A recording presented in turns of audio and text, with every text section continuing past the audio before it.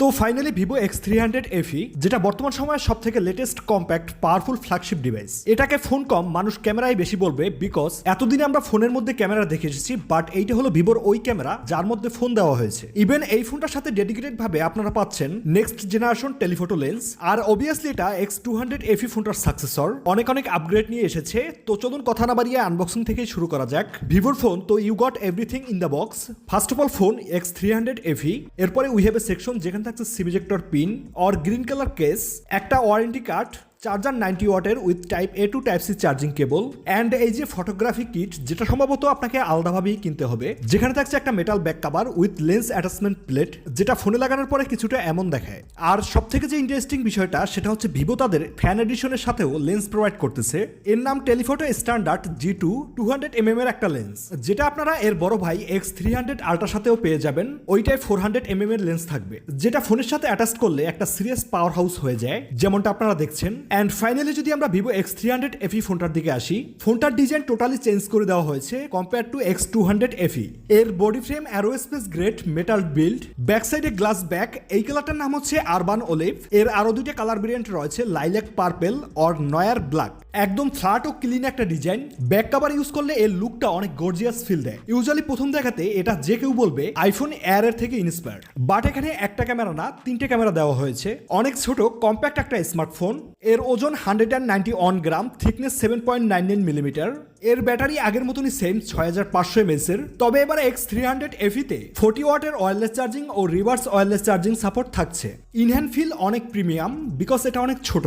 এর ডিসপ্লে 6.31 ইঞ্চি 1.5K LTPO AMOLED panel, 120 hertz এর refresh rate দেওয়া হয়েছে, যেটা অন টু 120 হার্টজ পর্যন্ত সুইচ করে। আর এবার তারা আল্ট্রাসনিক ফিঙ্গারপ্রিন্ট স্ক্যানার দিয়েছে, যেটা আগে ছিল অপটিক্যাল ফিঙ্গারপ্রিন্ট স্ক্যানার। আর পজিশনও একদম ঠিকঠাক। তো কমপ্লিট ফ্ল্যাট একটা ডিসপ্লে। এর ডিসপ্লে প্রোটেকশন করছে শর্ট সানসেশন আলফা নামের একটা প্রোটেক্টর। এর display brightness 5000 nits pick, 1800 nits এর হাই ব্রাইটনেস মুড, অনেক ব্রাইট একটা ডিসপ্লে।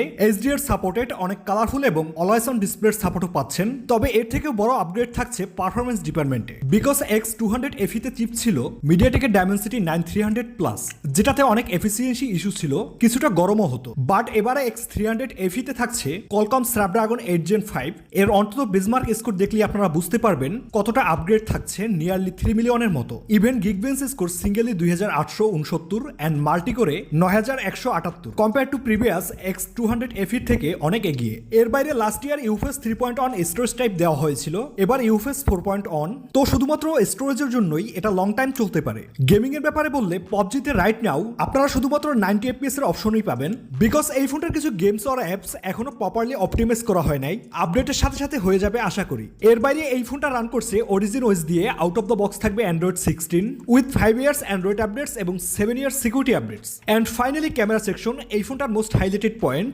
50+50+8 মেগাপিক্সেলের সেটআপ। তবে এখানে সব থেকে উইয়ার্ড লাগে 8 মেগাপিক্সেল ব্যাপারটা, মানে কম্পেয়ার টু প্রাইস।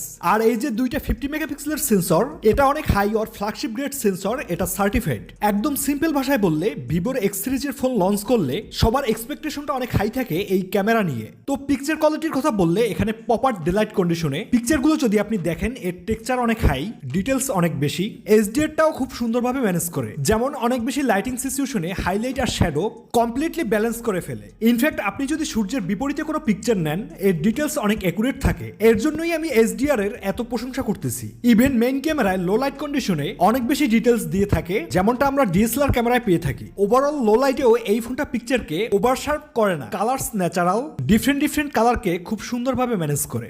আর এই 3টে সেন্সরের পিকচার যদি আমরা সাইড বাই সাইড রাখি, মেইন ক্যামেরা আর টেলিফোটো লেন্সের কোনো কালার শিফটিং নেই, বাট আল্ট্রা ওয়াইড 8 মেগাপিক্সেল এটা একটু কালারটা ছেড়ে দিচ্ছিল। তবে এখানে যদি আমরা ডেডিকেটেড ভাবে টেলিফোটো সেন্সরটার কথা বলি, এটা 3x টেলিফোটো আর পিকচার স্যাম্পলের কথা বললে লো লাইট আর ডে লাইটেও এই দুই কন্ডিশনেই অনেক ভালো পিকচার দেয়। ইভেন জুম করলেও টেক্সচারটা অনেক সুন্দরভাবে ম্যানেজ করে। অ্যান্ড সব থেকে স্পেশাল যে বিষয়টা, ক্যামেরা ডিপার্টমেন্টে এই টেলিফোটো এক্সটেন্ডার ভিভো এই সাপোর্টটা FE কে দিচ্ছে, এটা সত্যি অনেক ইন্টারেস্টিং। এখন দেখুন এই যে 200mm এর লেন্স, এর পিকচার কোয়ালিটি যদি আপনি 200mm এ ক্যাপচার করেন একদম এক্সিলেন্ট লেভেলের। আর এখানে স্টেবিলাইজেশনের কোনো কমতি নেই, মানে আপনি পিকচার নেওয়ার সময় যদি আপনার হাতটা কাঁপেও ফটো একদম শার্প থাকে। বাট আপনি যখন এই লেন্সটা লাগিয়ে 400mm এর বেশি জুম করবেন তখন এটা অনেক প্রসেসিং এর হেল্প নেয়, মানে এআই এর মাধ্যমে ফটো প্রসেসিং করে পিকচার বেটার করার জন্য। পোর্ট্রেটে আউটপুট এক কথায় অসাধারণ। আই থিঙ্ক এই ফোনটা যদি কেউ কিনে শুধুমাত্র পোর্ট্রেটের জন্যই কেনা উচিত। 23mm থেকে শুরু করে 100mm পর্যন্ত এর পিকচারে এজ ডিটেকশন অনেক বেটার অ্যান্ড সিম্পলি আপনি এটাকে অনেক ভালো পোর্ট্রেটস বলতে পারেন। তবে এই ফোনটা সব থেকে উইক পয়েন্ট হচ্ছে 8 মেগাপিক্সেলের আল্ট্রা ওয়াইড, যেটা শুধুমাত্র বেঁচে আছে ভিভোর অনেক ভালো পিকচার প্রসেসিং এর জন্য। নইলে এত ভালো পিকচার 8 মেগাপিক্সেলের আল্ট্রা ওয়াইড দিয়ে ইম্পসিবল। সেলফিতে থাকছে 50 মেগাপিক্সেলের শুটার, এর পিকচার অনেক হোয়াইট, সিম্পলি বললে সেলফির জন্য একদম পারফেক্ট। ভিডিও রেকর্ড করা যাবে ব্যাক সাইড থেকে 4K 120fps পর্যন্ত, ইভেন 4K 60fps এর ভিডিও কোয়ালিটি অনেক বেটার যেমনটা আপনারা দেখছেন। আর এই যে টেলিফটো লেন্স থেকেও 4K 60fps এ অনেক বেটার কোয়ালিটি বেলার সহ ভিডিও শুট করা যায়। তো ওভারঅল ক্যামেরা ডিপার্টমেন্টের কথা বললে আপনি যদি লেন্স ইউজ করেন বা সিম্পলি পোর্ট্রেট ক্যাপচার করেন, ক্যামেরা তো এক কথায় অসাধারণ, যেটা ডিএসএলআর বা কোনো ক্যামেরাকে পিছনে ফেলতে না পারলেও পাশাপাশি থাকবে ধরে নেন। আর সবশেষ যদি আমরা এই ফোনটার প্রাইসিং এর দিকে আসি, এই ফোনটা আমার দুইটা র্যাম ভেরিয়েন্টে গ্লোবাল মার্কেটে লঞ্চ করে 12GB 256GB আর 12GB 512GB স্টোরেজ।